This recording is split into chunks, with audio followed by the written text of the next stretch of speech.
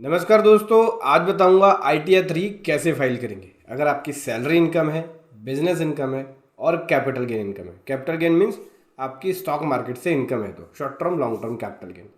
तो चलिए आज आपको डिटेल में स्टेप बाय स्टेप बताऊंगा कि ITR 3 कैसे फाइल करना है। सबसे पहले फाइल पे आना है, इनकम टैक्स रिटर्न पे आना है और फाइल इनकम टैक्स रिटर्न पे आ जाना है। यहाँ से असेसमेंट ईयर 26-27 ऑनलाइन ले लिया, कंटिन्यू कर दिया, स्टार्ट न्यू फाइलिंग पे आएंगे। अब आपको यहाँ पे स्टेटस सेलेक्ट करना पड़ेगा कि आपके ऊपर कौन सा एप्लीकेबल स्टेटस है। ठीक है, जैसे आप इंडिविजुअल हैं, HUF है या अदर है, तो मैं यहाँ पे इंडिविजुअल ले रहा हूँ। प्रोसीड कर दिया। अब यहाँ से ITR फॉर्म सेलेक्ट करना पड़ेगा। ITR 3 ले लिया, प्रोसीड विद ITR 3 ओके करेंगे। 3 स्टेप से तीनों स्टेप्स आपको फॉलो करने हैं। पहला में वैलिडेट, दूसरे में कन्फर्म और तीसरे में वेरीफाई करना है। ठीक है, तो चलिए शुरू करते हैं। ये टेक्निकल गुरुजी का डायलॉग है। थोड़ी सी मस्ती में हूँ मैं आज। फाइलिंग करते वक्त सीरियसली हूँ। अब यहाँ पे ये पूछता है कि आपकी ITR फाइलिंग करने की रीज़न क्या है, किस वजह से ITR आप फाइल करना चाहते हो। तो यहाँ पे बहुत सारे ऑप्शन है। पहला ऑप्शन है जहाँ पे बोलते हैं कि मेरी इनकम बेसिक एग्जम्पशन लिमिट से ज़्यादा है इसलिए फाइल कर रहा हूँ।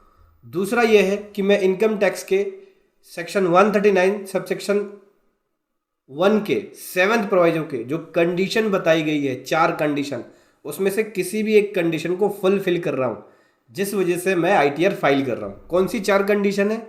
पहली कंडीशन है ड्यूरिंग द प्रीवियस ईयर मैंने एक या एक से अधिक करंट अकाउंट के अंदर 1 करोड़ से ज़्यादा डिपॉजिट कराया है, इसके वजह से फाइल कर रहा हूँ। दूसरी कंडीशन ये है मैंने 2 लाख रुपए से ज़्यादा फॉरेन ट्रैवल पे खर्च किया है, उस वजह से कर रहा हूँ। तीसरी कंडीशन है 1 लाख रुपए से ज़्यादा बिजली बिल पे खर्च किया है। या चौथी कंडीशन है इनकम टैक्स के सेक्शन 139 सबसेक्शन 1 के 7th प्रोविजन के कंडीशन, अदर कंडीशन को फुलफिल कर रहा हूँ, जिसके वजह से मैं ITR फाइल कर रहा हूँ।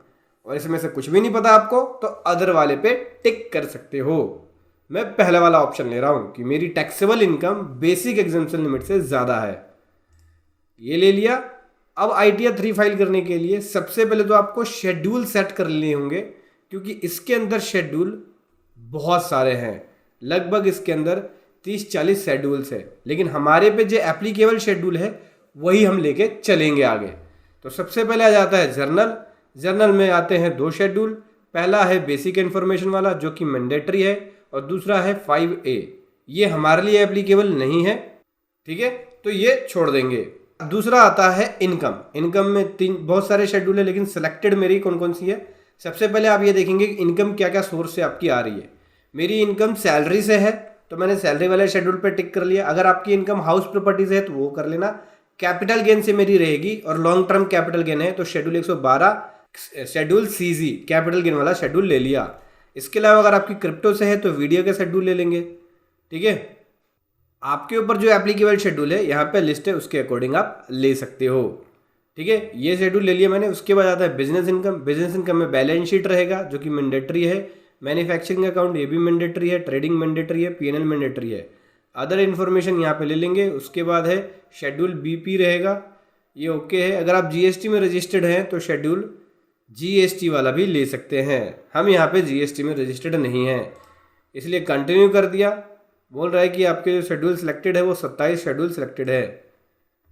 ठीक है, जिसमें से ये बता रहा है कि कौन कौन से शेड्यूल्स रहेंगे आपकी। General information, salary exemptions, business और रिडक्शन से रिलेटेड शेड्यूल्स रहेंगे आपके। ओके किया, ये सारे शेड्यूल्स हमारे आ गए हैं। ठीक है दोस्तों, चलिए आगे बढ़ते हैं। लेकिन ITR को फाइल करने के लिए एक प्रोफेशनल नॉलेज की जरूरत है और एक प्रोफेशनल स्किल्स हर कोई नहीं कर सकता। जिसके पास इनकम टैक्स एक्ट की प्रॉपर नॉलेज है, उसके रूल्स, इसके रेगुलेशन, उसके नॉर्म्स की प्रॉपर नॉलेज है, वही फाइल कर सकता है। अगर आप गलत फाइल करते हैं तो आपको नोटिस भी आ सकता है। तो चाहे तो आप हमारी पेड प्रोफेशनल सर्विसेज ले सकते हैं ITR फाइलिंग के लिए, जिसका लिंक वीडियो के डिस्क्रिप्शन में है, जहां पे पेड प्रोफेशनल सर्विसेज आपको बेस्ट प्रोफेशनल के द्वारा दी जाती है ITR फाइलिंग के लिए। तो चलिए अब आगे शुरू करते हैं। चलिए बताता हूं मैं आपको एक एक करके। सबसे पहला है जनरल इन्फॉर्मेशन, जहां पे आपको बेसिक इन्फॉर्मेशन देनी होती है। यहाँ पे क्लिक करेंगे पहले में पर्सनल इन्फॉर्मेशन, दूसरे में कॉन्टैक्ट डिटेल्स, तीसरे में है फाइलिंग स्टेटस। तो पर्सनल और कॉन्टैक्ट डिटेल आप फिल कर लेना। मैं फाइलिंग स्टेटस बता रहा हूँ आपको क्या क्या फिल करना होगा। सबसे पहले बोलता है कि क्या आपकी इनकम बिजनेस एंड प्रोफेशन से है। यस, मेरी बिजनेस एंड प्रोफेशन से है, साथ में सैलरी इनकम भी है, लेकिन बिजनेस एंड प्रोफेशन से है मेरी। तो बोल रहा है कि क्या आपने ऑल टैक्स रिज्यूम में जाने के लिए पिछले साल फॉर्म 10I फाइल किया था। नहीं, नो किया था, मैं न्यू रिज्यूम में ही था। तो बोलता है करंट ईयर में क्या आप ऑल टैक्स रिज्यूम में जाने के लिए फॉर्म 10I फाइल कर रहे हो। नहीं, नो, फाइल नहीं कर रहा, न्यू में ही रह रहा हूँ मैं। अगर आप फाइल कर रहे हो तो ये दोनों ऑप्शन यस करके, जो भी फॉर्म 10I आपने अगर पिछले साल फाइल किया होगा तो उसकी डिटेल्स देनी पड़ेगी, जैसे असेसमेंट ईयर, एक्नॉलेजमेंट नंबर। और इस साल फाइल कर रहे हो तो यस पे टिक करके इस साल की फाइलिंग डिटेल्स 10IE की देनी पड़ेगी, ठीक है, उसकी एक्नॉलेजमेंट नंबर और डेट ऑफ फाइलिंग। आगे बढ़े, रेजिडेंशियल स्टेटस में पूछ रहा है, तो रेजिडेंशियल में रेजिडेंट हूँ। रेजिडेंशियल स्टेटस की कौन सी कंडीशन को फुलफिल कर रहा हूँ। पहली कंडीशन, जहां मैं इंडिया में 182 दिन या उससे ज़्यादा रहा हूँ। पहली कंडीशन ले लिया। बोलते कि क्या आपके ऊपर 115H अप्लाई है। नहीं, नो। किसी कंपनी में डायरेक्टर है। नहीं। किसी पार्टनरशिप फर्म में पार्टनर है। नहीं, नो। किसी अनलिस्टेड इक्विटी शेयर को हेल्ड किया हुआ है। नो। अगर आपने किया है तो अपने अकॉर्डिंग से यस कर सकते हो आप। उसके बाद क्या आप FPI हैं। नहीं, नो। आगे बढ़ते हैं। ऑडिट इन्फॉर्मेशन में क्या बोलता है कि बुक्स ऑफ अकाउंट आपके ऊपर मेंटेन करने के लिए लायबिलिटी आती है। यस। क्या आप अपनी business income 44AD, 44ADA, 44AD, 44AE, 44BBA, 44BBC, 44BBD के अंदर डिक्लेयर कर रहे हो। नहीं, नो। नॉर्मल बिजनेस इनकम में डिक्लेयर कर रहा हूं। क्या आपकी टर्नओवर 1 करोड़ से ज्यादा है और 10 करोड़ के बीच में है, या 10 करोड़ से ज्यादा है, या फिर अप टू 1 करोड़ है। तो मेरी टर्नओवर अप टू 1 करोड़ है। क्या आपके ऊपर ऑडिट की लायबिलिटी आ रही है। नहीं, नो। बस उसके बाद नेचर ऑफ बिजनेस में अपने बिजनेस की डिटेल देनी पड़ेगी, जैसे बिजनेस का कोड, बिजनेस का नेम और उसका डिस्क्रिप्शन। तो चलिए बिजनेस का कोड लिख लेते हैं यहाँ पे। बिजनेस कोड ढूंढना बहुत बारीकी से ढूंढना होता है। कुछ भी अगर गलत कर दिया आपने तो इन्फॉर्मेशन रॉन्ग चली जाएगी। तो मैं यहाँ पे मैन्युफैक्चरिंग कर रहा हूँ इंडस्ट्रियल प्रोडक्ट का। देख लेते हैं manufacture of brewery product such animals food products, wines, beers, meat, mineral water, drinking water, tobacco product, textile, electric apparatus, televisions, यही अदर मैन्युफैक्चरिंग ले रहा हूँ मैं, अदर प्रोडक्ट ले रहा हूँ, ठीक है। यहाँ पे ट्रेड नेम लिखना पड़ेगा, तो इसके लिए आपको प्रिपेयर कर लेना होगा बैलेंस शीट। तो देख सकते हैं मैंने यहाँ पे बैलेंस शीट प्रिपेयर कर रखा है। यह है प्रॉफिट एंड लॉस अकाउंट और ये है बैलेंस शीट, ठीक है। ITR 3 में जाने के लिए आपको ये बैलेंस शीट बना लेना होगा। मैंने बना लिया है। अब मैं आपको दिखाता हूँ क्या करना है। सबसे पहले तो हमें बिजनेस नेम लिखना होगा, तो कॉपी कर लेते हैं और यहाँ पे मैं ट्रेड नेम लिख रहा हूँ। चाहो तो आप डिस्क्रिप्शन डिटेल में लिख सकते हो, ठीक है। सेव पे क्लिक कर रहा हूँ। मैंने बिजनेस का नेम दे दिया। बैंक डिटेल्स मेरी ऑटोमेटिक आ ही रही है। अब यहाँ पे रिटर्न फाइलिंग की डेट पूछ रहा है। ये बहुत मोस्ट इंपॉर्टेंट है, इसको फाइल करने से पहले समझना जरूर। और जिसने मिस कर दिया वीडियो को आगे पीछे घुमा के जरूर देखना, क्या है समझना ये पॉइंट। यहाँ पे बोलता है कि ड्यू डेट ITR फाइलिंग की क्या है। ITR फाइलिंग की ड्यू डेट क्या होती थी अगर नॉन ऑडिट केस है। 31 जुलाई सबको पता है और ये सदियों से आता चल रहा था, लेकिन अचानक से इस साल से हो गया चेंज। पिछले साल से ही अमेंडमेंट किया था, तो इस साल से चेंज हो गया है। चेंज क्या हुआ है, अब ITR फाइलिंग की लास्ट डेट 31 अगस्त है। आप भी चौंक गए होंगे, 31 अगस्त, 31 जुलाई होती थी तो 31 अगस्त कैसे हो जाएगा। बताता हूँ आपको। देखो, जो लोग सैलरी पर्सन है उसके लिए तो 31 जुलाई है, लेकिन जो लोग बिजनेस इनकम शो कर रहे हैं उसके लिए अब यहाँ पे लास्ट डेट 31 अगस्त होगी। बिजनेस इनकम कौन सा, नॉन ऑडिट वाला। अगर ऑडिट वाला है तो उसकी डेट 31 अक्टूबर हो जाएगी। नॉन ऑडिट है तो 31 अगस्त तक आप business income with other income, जैसे सैलरी इनकम, जैसे एफएनडो इनकम, एफएनडो से रिलेटेड है, फ्यूचर ऑप्शन ट्रेडिंग है, इंट्राडे ट्रेडिंग है, short term long term capital gain है, चाहे वीडियो हो, हाउस प्रॉपर्टी इनकम हो, वो सब आप 31 अगस्त तक फाइल कर सकते हैं अगर आपकी बिजनेस इनकम है तो, ठीक है। तो मैं यहाँ पे ड्यू डेट सेलेक्ट करूंगा 31 अगस्त। देख सकते हैं यहाँ पे 2 डेटें आ रही है, 31 अगस्त और 31 अक्टूबर। तो मेरी डेट ऑफ फाइलिंग हो जाएगी 31 अगस्त। ये ले लिया मैंने। अब यहाँ पे कंफर्म करूँगा।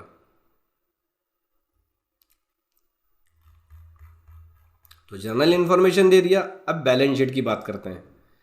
चलो भैया बैलेंस शीट पे आ जाते हैं। यहाँ से मैं निकाल लेता हूँ बैलेंस शीट। ये रही मेरी बैलेंस शीट और यहाँ पे भी बैलेंस शीट निकाल लिया। सबसे पहले सोर्स ऑफ फंड की बात करता है, तो सबसे पहले प्रोप्राइटर की कैपिटल के बारे में पूछ लेता है। तो प्रोप्राइटर की कैपिटल ये है, कॉपी करके यहाँ पेस्ट कर देंगे। अच्छा पेस्ट नहीं लेगा, टाइप करना पड़ेगा। चलिए कितना है, 25,10,308, 25,10,308 ये प्रोप्राइटर की कैपिटल आ गई। इसके अलावा लोन है, लोन यहाँ पे नहीं आएगा, लोन फंड्स यहाँ आएगा। सिक्योर लोन और अनसिक्योर लोन, तो सबसे पहला है सिक्योर लोन है। Secure loan rupees loan from bank, bank से है कितना है ये 2051 और 887 का है, ठीक है। उसके अलावा एडवांस फ्रॉम कस्टमर है, एडवांस है तो भैया यहीं पे देखिएगा ये रहा एडवांस, अदर्स डाल देते हैं, एडवांस अदर्स वाले में डाल देते हैं। तो ये 107,958 का एडवांस है, ठीक है। बाकी है सॉरी जो सिक्योर लोन था वो 254 का था, हमने यहाँ पे कुछ गलत रिपोर्ट कर दिया यार। ये रहा, ये है 254,868 254,868 ये है सिक्योर लोन, ठीक है। ये वाला तो क्रेडिटर है, हमें क्रेडिटर में रिपोर्ट करना पड़ेगा।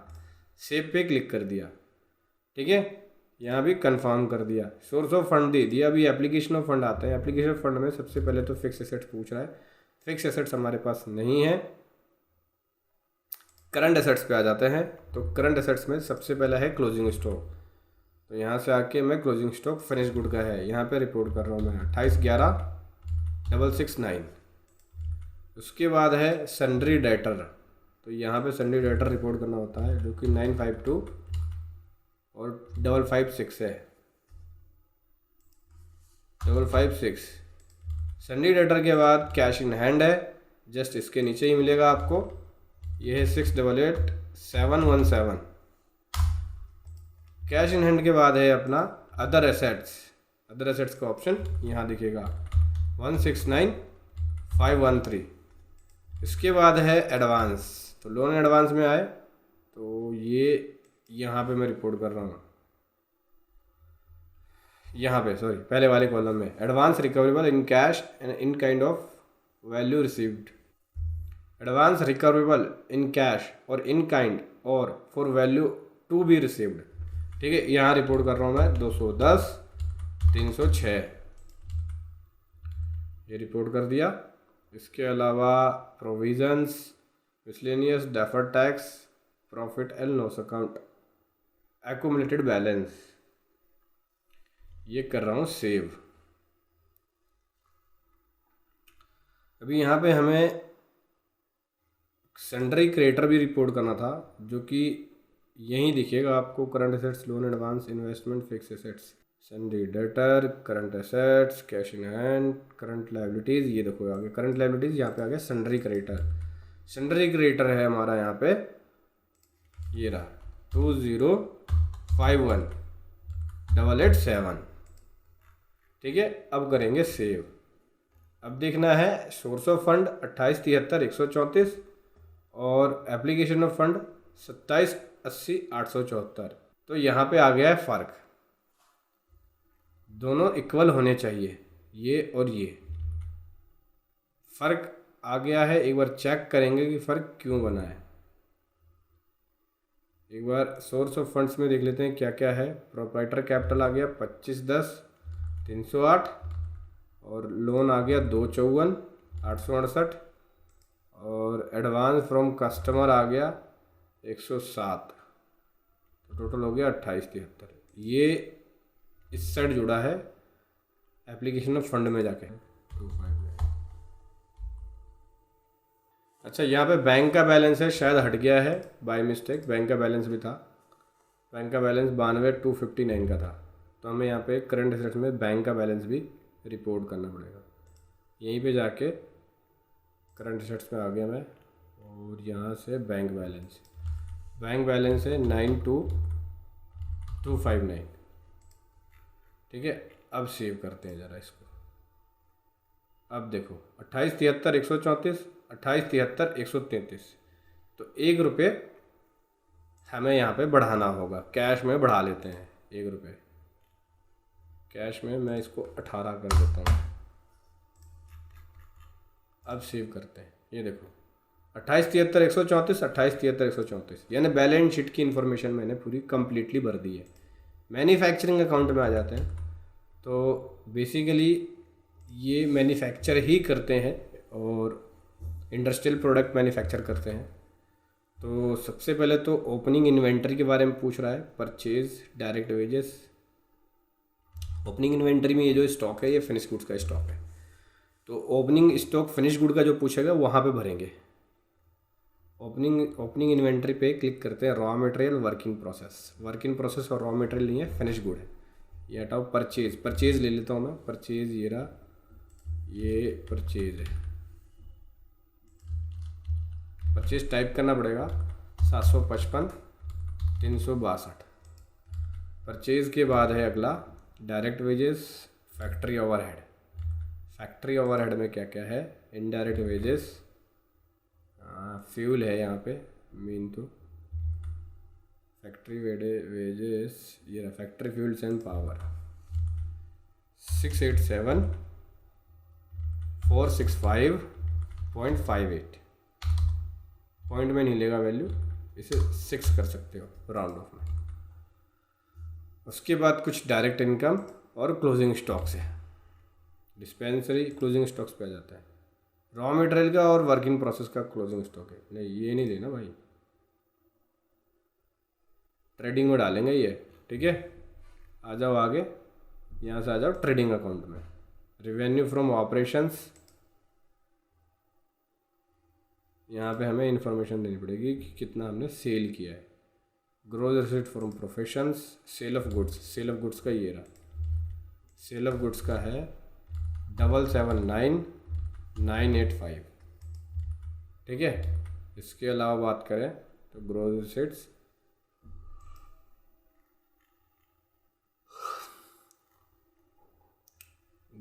For professions, other operating revenues है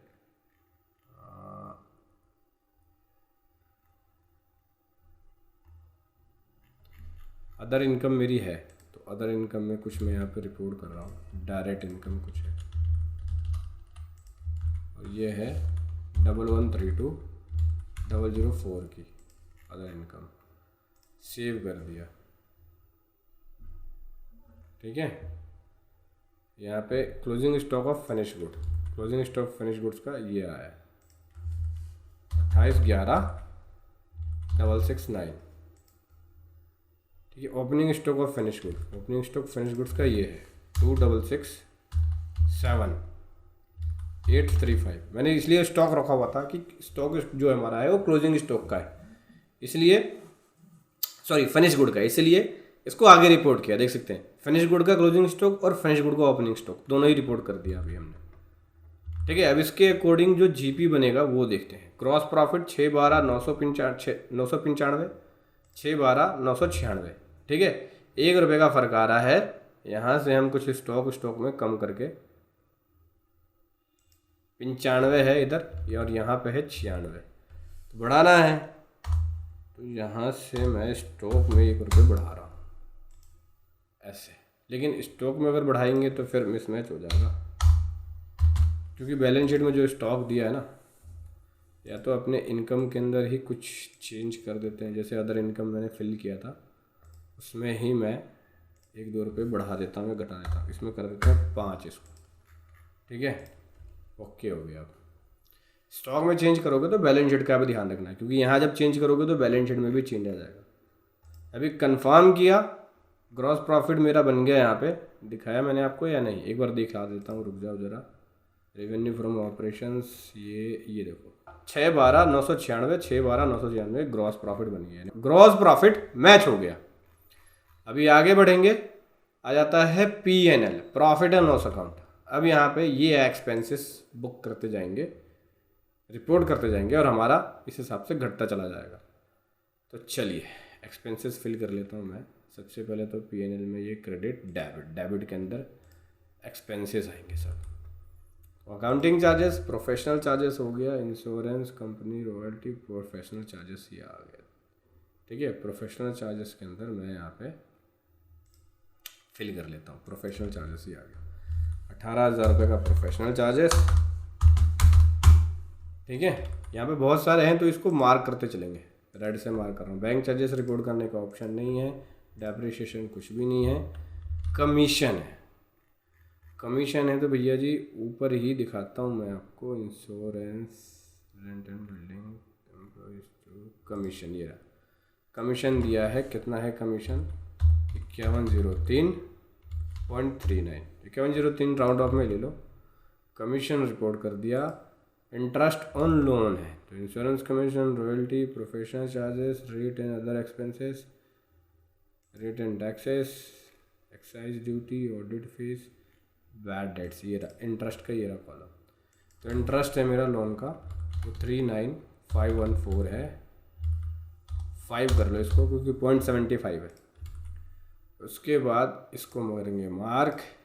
उसके बाद है इंश्योरेंस चार्ज, इंश्योरेंस ऊपर ही था, आगे भैया जी, रॉयल्टी, कमीशन, इंश्योरेंस, ये अदर इंश्योरेंस यहाँ पर रिपोर्ट करेंगे। 4157 है, इंश्योरेंस भी रिपोर्ट कर दिया। उसके बाद printing stationery, short and excess, telephone expenses, telephone expenses नीचे मिलेगा आपको, फॉरेन ट्रैवल, ये रहा टेलीफोन एक्सपेंसेस। टेलीफोन एक्सपेंसेस है 893.32 है तो 893 ही लेके चलेंगे। ठीक है, यहाँ से कर लिया मार्क। अब जो एक्सपेंसेस बन गए अब जो एक्सपेंसेस बच गए जो आपको पता नहीं कि कौन से एक्सपेंस है, तो अदर एक्सपेंस में जाके यहाँ पे हम उसका नाम और अमाउंट डालते जाएंगे। सबसे पहला आ गया बैंक चार्जेस और ये है 96010 कर दो। अगला एक्सपेंस है, मार्किंग करते जाना, अगला एक्सपेंस है बिजनेस सपोर्ट चार्ज और ये है 12,117, इसको 8 कर दो। अगला एक्सपेंस है प्रिंटिंग एंड स्टेशनरी का, प्रिंटिंग एंड स्टेशनरी का 15,372 है और राउंड ऑफ और शॉर्ट एंड एक्सेस 2 रुपये मिला के एक ही ऐड में कर दो, 2 अलग डाला हुआ है, राउंड ऑफ 2 रुपये कर देता हूँ यहाँ पे। ठीक है, बाकी देखेंगे अगर प्रॉफिट में चेंज कुछ आएगा तो राउंड ऑफ में ही चेंज कर लेंगे। यहाँ से नेट प्रॉफिट 508,226 का बना, 508,226 का, यानी नेट प्रॉफिट मेरा ओके है। बस कुछ नहीं करना, कंफर्म कर दो, आगे बढ़ो। प्रॉफिट मैच हो गया तो सब कुछ मैच हो गया बस। इसके बाद अदर इन्फॉर्मेशन में पूछेगा, अकाउंटिंग मेथड जो है वो मर्केंटाइल है और चेंज नहीं कर रहे हैं अकाउंटिंग मेथड को। यहाँ से वैल्यूएशन ऑफ क्लोजिंग मेथड जो है वो कॉस्ट है, एट कॉस्ट ले रहा हूँ मैं, सेव कर रहे हैं, आगे बढ़ रहे हैं। इसके अलावा ये हो गया, आगे आ जाओ शेड्यूल सैलरी। मेरी सैलरी इनकम है तो मैं यहाँ पे सैलरी इनकम की रिपोर्टिंग कर रहा हूँ। एम्प्लॉयर के अंदर आप नाम दे देना, ठीक है, नाम क्या होगा, किस टाइप का एम्प्लॉई है, वो सब चीज़, टर्न नंबर, एड्रेस, वो सब फिल करना होगा आपको। State code, pin code, sorry state code तो नहीं मांगा, स्टेट नेम मांगेगा। अब देखो यहाँ पे स्टेट कोड 09 दिल्ली से शुरू है, लेकिन जब जीएसटी में जाते हैं तो दिल्ली 07 से शुरू है बहुत फ़र्क है, ध्यान देना इन बातों को। 110094। आगे बढ़ूँगा, सैलरी का ब्रेकअप पे जाके यहाँ से बेसिक सैलरी मेरी है 3,25,410। न्यू रिज्यूम में है तो 75,000 का डिडक्शंस भी मिलेगा, standard deductions. Gross salary report कर दी मैंने, यहाँ पे देख सकते हैं, इसमें से 75,000 का डिडक्शन मिल गया तो 250,410 रुपये की मेरी सैलरी इनकम बन गई, income from salary. Schedule BP के अंदर बिजनेस से जो इनकम बनी उसकी कंपटीशन करता है तो 5,8,226 की बिजनेस से इनकम बनी है। ठीक है, इसके अलावा शेड्यूल सीजी में कैपिटल गेन आता है, मेरे पास लॉन्ग टर्म कैपिटल गेन है और वहाँ पे मेरे पास 97,000 का गेन है। तो शेड्यूल 112A भरना अगर लॉन्ग टर्म है तो वहीं से उठाएगा। ठीक है, तो यहाँ पे सबसे पहले तो कंसिडरेशन वैल्यू भरनी है। कंसिडरेशन वैल्यू क्या है वो आपको फिल करना पड़ेगा। चलिए भर लेते हैं। कंसिडरेशन वैल्यू है मेरी यहाँ पे 251041 और कॉस्ट ऑफ एक्विजिशन है मेरी यहाँ पे 154014। तो देख सकते हैं 97,027 ये मेरी गेन है, कैपिटल गेन है लॉन्ग टर्म का, और ये टैक्स फ्री रहेगा क्योंकि 1,25,000 तक की अगर लॉन्ग टर्म कैपिटल गेन बनती है तो टैक्स फ्री है, ज़ीरो टैक्स देना है, टैक्स देना ही नहीं है उसके ऊपर। शेड्यूल सीजी पे अब आऊँगा और ये बोलेगा कि देखिए आपकी जो कैपिटल गेन बनी है लॉन्ग टर्म से वो 97,027 का है, ये शेयर से मेरी बनी है जो मैंने इक्विटी शेयर सेल्स किए हैं। अब एफ वाले शेड्यूल में इसकी क्वार्टरली रिपोर्ट देनी होती है। Quarterly report long term capital gain का ये बना है, तो 5 नंबर शेड्यूल के अंदर आपको इसकी रिपोर्टिंग करनी होगी। ये वाला 12.5% का जिसके ऊपर टैक्स अप्लाई है, ठीक है। 6 नंबर में DTA वाला आता है, तो DTA वाला नहीं भरना, 5 नंबर में भरना होगा लॉन्ग टर्म कैपिटल गेन का यहाँ पे रिपोर्ट क्वार्टरली की कौन से क्वार्टर के अंदर बनी है। तो सबसे लास्ट क्वार्टर में मेरी बनी है कितनी थी, 97,027 की मेरी लॉन्ग टर्म कैपिटल गेन थी। कंफर्म पे क्लिक किया, आगे बढ़ेंगे। उसके बाद आ जाता है अदर सोर्स की इनकम। मेरी अदर सोर्स से इनकम भी है जैसे इंटरेस्ट इनकम वगैरह, ये जो ऑटोमेटिक ऑटो पॉपुलेट होके आता है ना, ये देखिए इंटरेस्ट इनकम है, और ये ऑटोमेटिक ऑटो पॉपुलेट होके आया है AIS और TIS से, जो ये सेविंग बैंक पे इंटरेस्ट मिलता है और FD के ऊपर इंटरेस्ट मिलता है, वो वाली है ये इंटरेस्ट इनकम, ठीक है। 17,361 ये ले लिया। अब आगे बढ़ते हैं। इसके बाद है detail of income after set of current year losses. Current year का कोई लॉस है ही नहीं तो इसे सेट ऑफ करेगा ही नहीं, कुछ है ही नहीं। तो ब्रॉड फॉरवर्ड लॉसेस ये भी नहीं है हमारा। उसके बाद कैरी फॉरवर्ड लॉसेस, कुछ लॉस है ही नहीं तो कैरी फॉरवर्ड कुछ कर नहीं रहे।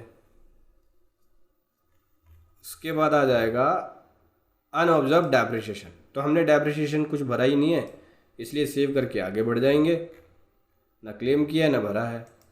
उसके बाद 115 JC का है, ये भी हमारे पे एप्लीकेबल नहीं है। आगे बढ़ें तो शेड्यूल SI स्पेशल रेट की इनकम पूछ रहा है। स्पेशल रेट की इनकम 12.5% वाली बन तो रही है मेरी, ये रही, लेकिन उस पर टैक्स 0 बन रहा है क्योंकि 1,25,000 की जो एग्जेम्पशन है वो उससे मेरे को रिलीफ मिल रही है। आगे बढ़ेंगे। IF पूछ रहा है, पार्टनरशिप फर्म के अंदर अगर आप पार्टनर हैं तो उससे रिलेटेड इन्फॉर्मेशन पूछेगा, तो है नहीं तो छोड़ देना, कंफर्म कर देना। डिडक्शंस पूछ रहा है, डिडक्शंस भी नहीं है मेरी कुछ भी। आगे बढ़ेंगे। उसके बाद ई शॉप वाला पूछ रहा है, ये वाला सेलेक्ट नहीं करना चाहिए था, तो ऐड मोर शेड्यूल पे जाके जो नहीं चाहिए उस पे जाओगे, जैसे ये वाला नहीं चाहिए कंटिन्यू कर देंगे, कंटिन्यू करते रहेंगे, शेड्यूल दोबारा से रेडी हो जाएंगे। पुराना जो फिल किया था वो गायब नहीं होगा, ये ध्यान रखना, पुराना वाला वो सेव ही है। मेरे को जो शेड्यूल नहीं चाहिए था वो मैंने हटा लिया। कंप्यूटेशन ऑफ टोटल इनकम ले लिया, ये टोटल इनकम बताएगा कौन कौन से सोर्सेज से आपकी इनकम बनते हैं, जैसे कि सैलरी से 2,50,410 का, और बिजनेस से 5,8 का, और कैपिटल गेन से 97 का, और अदर सोर्स से 17,000 का। टोटल इनकम 873 का है, ठीक है। इसके अकॉर्डिंग रिबेट वगैरह निकालने के बाद टैक्स की बात करें तो टैक्स 0 हो गया। क्यों हो गया? क्योंकि मेरी टोटल इनकम जो 12 लाख वाली लिमिट है 87 ये वाली रिबेट वाली उससे कम है, इसलिए मेरा टैक्स यहाँ पे 0 हो जाएगा। चलिए दिखाता हूँ आपको मैं। टैक्स पेड, कुछ भी टैक्स पेड किया नहीं है हमने। अब आ जाते हैं टैक्स पेबल में।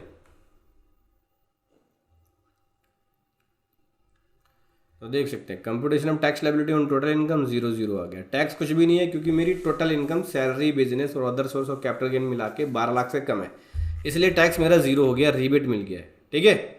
अभी प्रोसीड टू वैलिडेशन पे जाएंगे।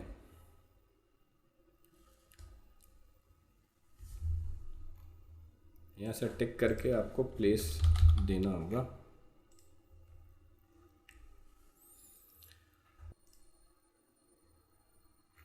सो यहाँ से आगे प्रीव्यू में प्रोसीड टू वैलिडेशंस पे आ गए।